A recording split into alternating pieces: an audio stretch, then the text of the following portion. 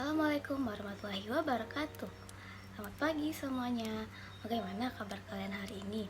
Semoga semuanya sehat selalu ya.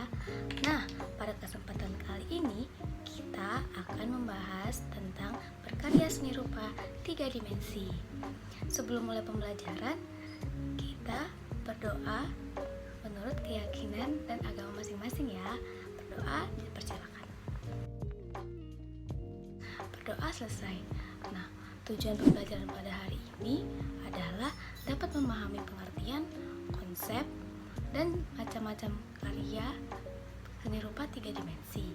Yang kedua, dapat menjelaskan proses pembuatan karya seni rupa 3 dimensi. Pada kesempatan kali ini kita akan membuat karya topeng dari bahan bekas yaitu koran. Yang ketiga, ada dapat menjabarkan alat dan bahan dalam berkarya seni rupa. Yang terakhir ada kita akan berkarya seni rupa 3 dimensi dengan memadukan zaman modern.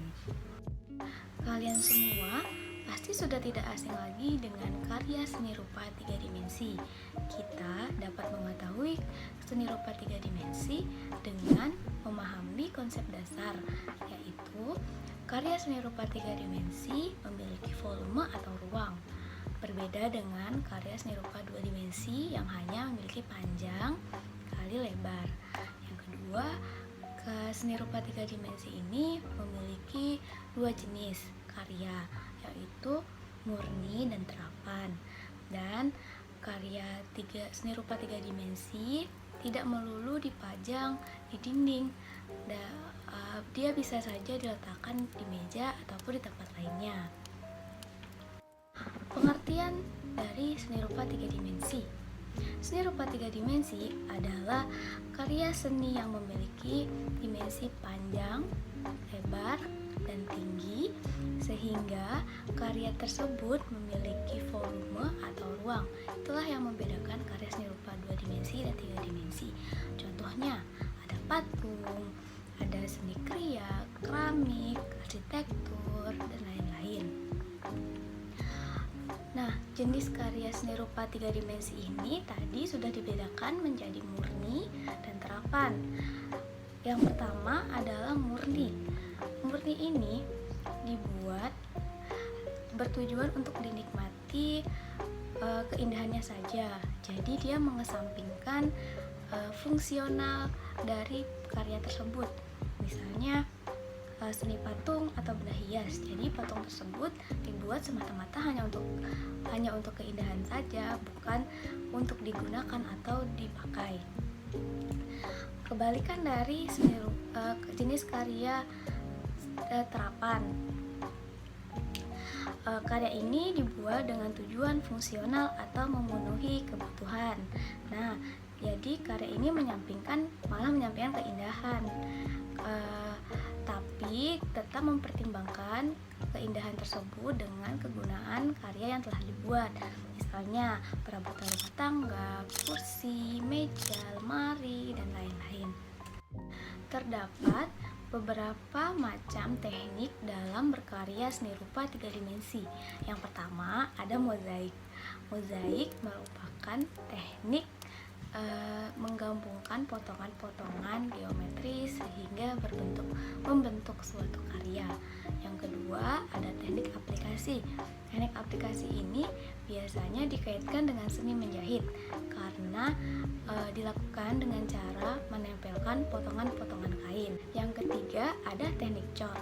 Teknik ini dilakukan dengan cara menuangkan cairan ke dalam cetakan. Pada umumnya bahan cairan ini dibuat dari logam, semen, karet, dan lain-lain. Yang keempat ada teknik pahat. Teknik ini dilakukan dengan cara membuang bagian-bagian yang tidak diperlukan menggunakan alat pahat, yaitu pahatan dan palu. Dan yang terakhir ada teknik merakit.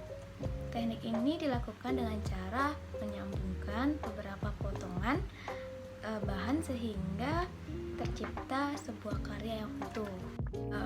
Karena kita sudah memahami apa itu seni rupa 3 dimensi, tekniknya bagaimana, sekarang kita akan membahas tentang unsur yang terkandung di dalam seni rupa 3 dimensi. Sebenarnya unsur dalam seni rupa 3 dimensi ini sama seperti unsur dalam seni rupa 2 dimensi. Yang pertama ada titik. Titik ini merupakan unsur terkecil, tapi yang paling utama dalam membuat karya seni rupa 3 dimensi. Yang kedua ada garis. Garis ini merupakan goresan yang membentuk arahan. Yang ketiga ada bidang. Bidang ini adalah penggabungan dari beberapa garis sehingga membentuk sisi yang memiliki dimensi panjang dan lebar. Yang keempat adalah bentuk. Bentuk merupakan gabungan dari beberapa bidang. Yang kelima ada warna. Warna merupakan kesan yang diperoleh oleh mata dari cahaya yang dipantulkan. Warna ini dibagi menjadi 3, warna primer, warna sekunder, dan warna tersier. Yang keenam ada tekstur.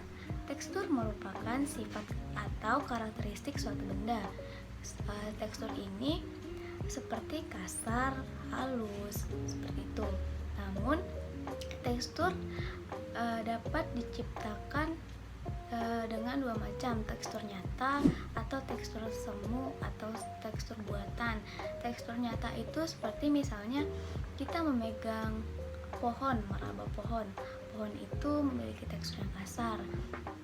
Beda halnya dengan tekstur yang dibuat, seperti dalam lukisan kita melukis pohon, kita melukis tekstur pohon itu kasar, namun ketika kita pegang sebenarnya itu tidak kasar. Nah, yang terakhir ada gelap terang. Gelap terang ini ditimbulkan karena adanya perbedaan intensitas cahaya.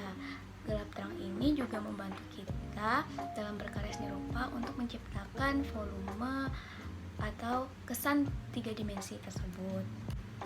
Setelah mengetahui unsur, kita akan mengetahui prinsip-prinsip dalam seni rupa 3 dimensi. Sama halnya dengan prinsip pada seni rupa 2 dimensi. Prinsip seni rupa 3 dimensi memiliki kesatuan atau unity. Kedua ada keselarasan atau harmoni. Ketiga ada penekanan atau kontras. Keempat ada irama atau rhythm. Kelima ada gradasi. Keenam ada kesebandingan atau proporsi. Yang ketujuh ada komposisi. Yang kedelapan ada keseimbangan atau balance. Kita sudah mempelajari apa itu seni rupa 3 dimensi, apa saja unsur, prinsip, dan teknik dalam seni rupa 3 dimensi. Sekarang kita akan mempelajari alat dan bahan dalam berkarya seni rupa 3 dimensi. Sebenarnya alat dan bahan ini dapat disesuaikan dengan kebutuhan dalam berkarya. Tapi pada umumnya bahan dalam berkarya itu dibedakan menjadi 3, yaitu ada bahan keras, bahan liat, dan bahan lunak. Bahan keras itu seperti logam, batu, dan kayu. Kalau bahan liat itu yang mudah dibentuk seperti plastisin, lilin, tanah liat, dan yang bahan lunak adalah styrofoam, karton, atau kertas. Nah, untuk alat-alatnya juga menyesuaikan pada bahannya. Misalnya kayu, alat yang digunakan adalah pahat, atau kertas, alat yang digunakan adalah gunting, cutter, seperti itu. Setiap karya pasti memiliki makna atau simbol-simbol yang terdapat di dalamnya. Simbol sendiri merupakan lambang yang mengandung makna atau arti. Secara konseptual, simbol ini terkandung di dalam karya seni rupa, baik wujud objeknya maupun unsur-unsur rupanya seperti patung, tugu, dan monumen. Dalam pembelajaran seni rupa, kata simbol dijelaskan sebagai makna yang terkandung di dalam karya itu sendiri. Misalnya, memilih menggunakan warna merah. Arti dari warna merah itu adalah keberanian. Kalian sudah bisa kan membedakan dan mengetahui seni rupa 3 dimensi itu seperti apa. Nah, sekarang terdapat macam-macam karya seni rupa 3 dimensi. Yang pertama adalah patung. Patung ini adalah karya seni rupa 3 dimensi yang paling populer, namun dia mengalami banyak perubahan dari bahan, proses pembuatannya, dan teknik-teknik yang digunakan, seperti patung-patung pada candi. Dan sekarang berubah banyak sekali inovasi dan patung-patung yang telah dibuat oleh seniman-seniman. Yang kedua ada seni kriya. Seni kriya ini termasuk dalam seni terapan yang tadi sudah kita bahas. Seni kriya merupakan cabang dari seni rupa yang mengandalkan hand skill atau keterampilan. Keterampilan ini biasanya berupa nyaman yang biasa kita temukan di keranjang-keranjang yang tradisional. Nah, yang ketiga ada keramik. Keramik ini bersifat fleksibel, dapat berupa tradisional maupun kontemporer. Yang keempat ada arsitektur. Arsitektur ini merupakan ilmu merancang bangunan, termasuk dalam seni rupa terapan juga, karena bentuk yang diciptakan adalah sebuah bangunan yang memiliki ruang atau volume. Karena sudah memahami apa sih itu seni rupa 3 dimensi, apa saja alat dan bahannya, nah kita akan beralih kepada proses berkarya seni rupa 3 dimensi. Pembuatan karya seni rupa 3 dimensi ini memiliki tahapan-tahapan yang sama pada pembuatan karya pada umumnya. Namun, tahapan-tahapan ini disesuaikan dengan kebutuhan seperti alat, bahan, teknik, dan medium yang digunakan untuk berkarya. Nah, keindahan dan kemiripan bentuk dalam membuat karya memang patut untuk diutamakan. Namun, kalau kita bersungguh-sungguh dalam membuat karya tersebut, kita mendapatkan poin lebih karena karya kita memiliki daya tarik dan keunikan sendiri. Pada kali ini kita akan berkarya seni rupa 3 dimensi, yaitu pembuatan topeng dengan bahan dasar ramah lingkungan, yaitu koran.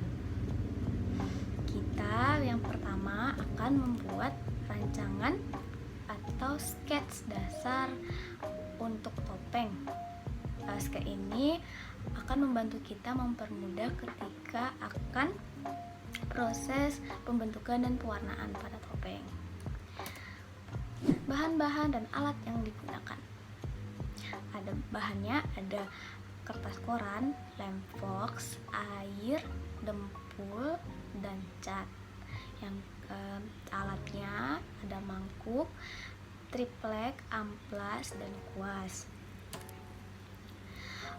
Sebenarnya proses pembuatan karya ini akan kita lakukan pada pertemuan selanjutnya. Saya akan menampilkan video proses pembuatan topeng ini agar lebih mudah dimengerti. Namun kita bahas sedikit ya.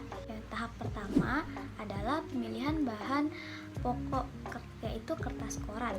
Tahap kedua, kertas koran tersebut dihancurkan dengan cara disobek kecil-kecil dan direndam dalam air sambil dihancurkan dengan diremas-remas sehingga lembut seperti bubur.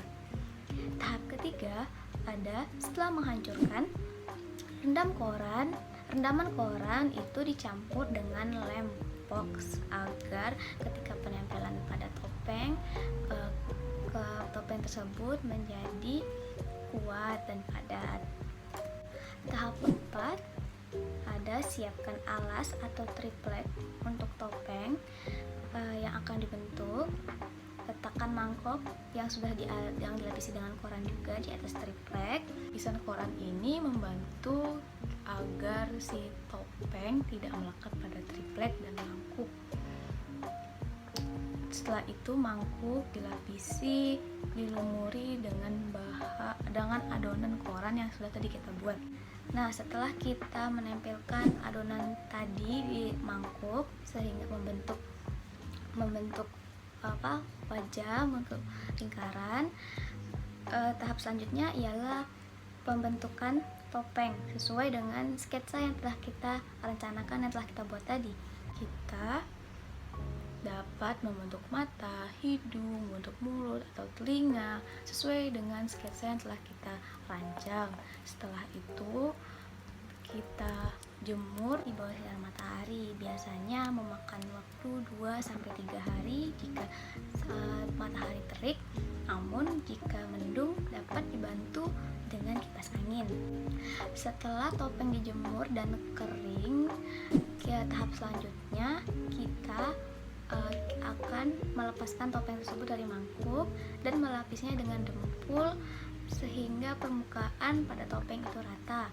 Setelah dilapisi dengan dempul dan kering, kita amplas bagian topeng sehingga makin rata dan mudah untuk proses finishing. Tahap terakhir ialah proses pewarnaan pada topeng. Kalian bisa berkreasi untuk mewarnai topeng tersebut sesuai dengan keinginan kalian. Sekian pembelajaran kita untuk hari ini tentang berkarya seni rupa 3 dimensi. Semoga materi ini dapat membantu kalian mengetahui lebih banyak tentang berkarya seni rupa 3 dimensi dan bermanfaat bagi kalian semua. Nah, jangan lupa jaga kesehatan, cuci tangan, menggunakan masker, dan jaga jarak dengan orang lain. Assalamualaikum warahmatullahi wabarakatuh.